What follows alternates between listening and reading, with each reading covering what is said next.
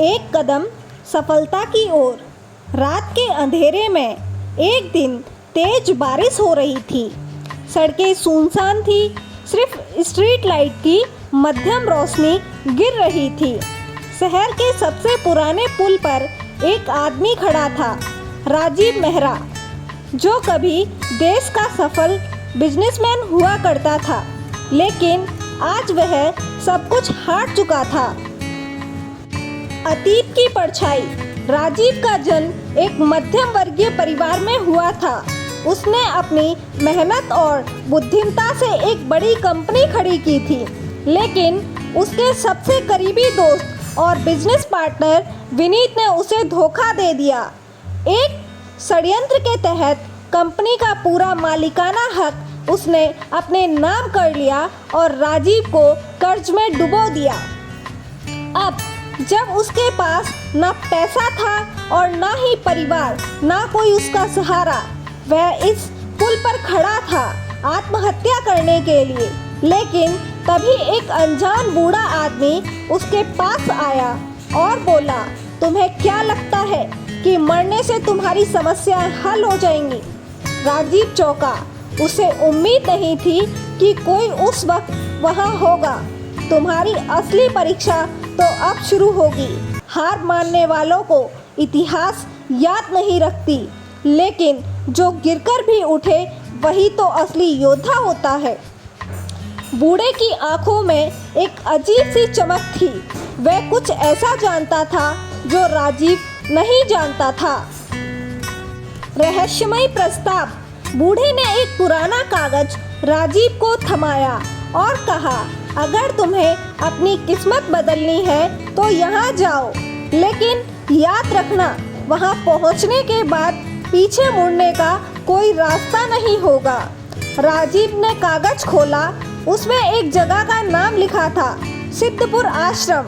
हैरानी की बात तो यह थी कि जैसे ही राजीव ने सिर उठाया, बूढ़ा आदमी गायब हो चुका था। सिद्धपुर आश्रम का रहस्य। राजीव ने आखिरी उम्मीद के तौर पर उस जगह जाने का फैसला किया। जब वह वहां पहुंचा तो उसे एक गुप्त समाज, सीक्रेट सोसाइटी का पता चला, जो लोगों को असफलता से निकालकर उन्हें सफलता की नई राह दिखाता था। लेकिन यह कोई आम संस्था नहीं थी। यहाँ हर व्यक्ति से उसकी सबसे बड़ी कमजोरी के खिलाफ लड़ने के लिए कहा जाता था। राजीव से कहा गया कि अगर वह वापस अपनी सफलता चाहता है तो उसे 3 कठिन परीक्षाओं को पार करना होगा। डर का सामना।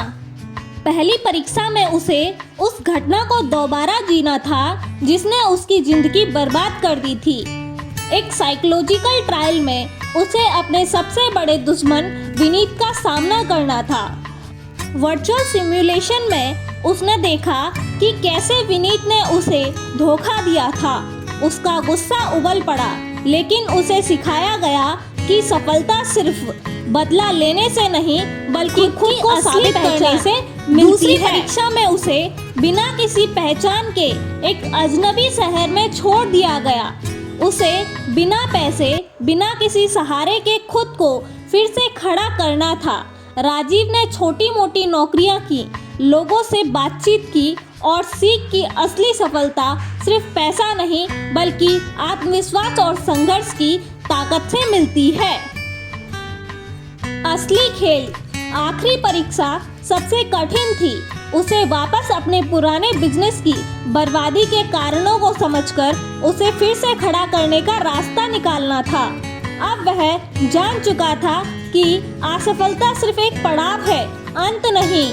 उसने अपने पुराने कनेक्शन इस्तेमाल किए, नई रणनीतियां बनाई और 1 साल के भीतर अपनी नई कंपनी खड़ी कर दी। बूढ़े आदमी की पहचान। जब वह अपनी सफलता का जश्न मना रहा था तो उसने उस बूढ़े आदमी के बारे में पता लगाने की कोशिश की, लेकिन उसे मालूम हुआ कि ऐसा कोई व्यक्ति कभी अस्तित्व में था ही नहीं।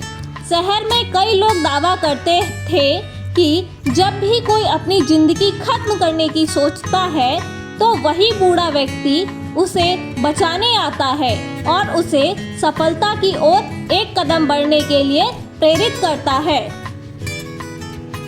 असली सफलता क्या है? राजीव की कहानी हमें यह सिखाती है कि सफलता सिर्फ पैसा या शोहरत नहीं होती, बल्कि यह मानसिक और आत्मिक शक्ति होती है जो हमें गिरकर फिर से उठने की ताकत देती है। अगर आप भी कभी हार मानने की सोचें तो बस एक बात याद रखें कि सफलता की ओर एक कदम और बढ़ाइएगा, क्योंकि असली जीत वही होती है जो हार के बाद आती है। धन्यवाद दोस्तों। अगर आप सभी को हमारी यह कहानी पसंद आई हो और भी कहानियाँ अगर पसंद आती हो तो कृपया इस चैनल को सब्सक्राइब अवश्य करें और साथ ही हमारी कहानियों को अपने प्रियजनों के साथ एवं दोस्तों के साथ साझा अवश्य किया करें। धन्यवाद दोस्तों।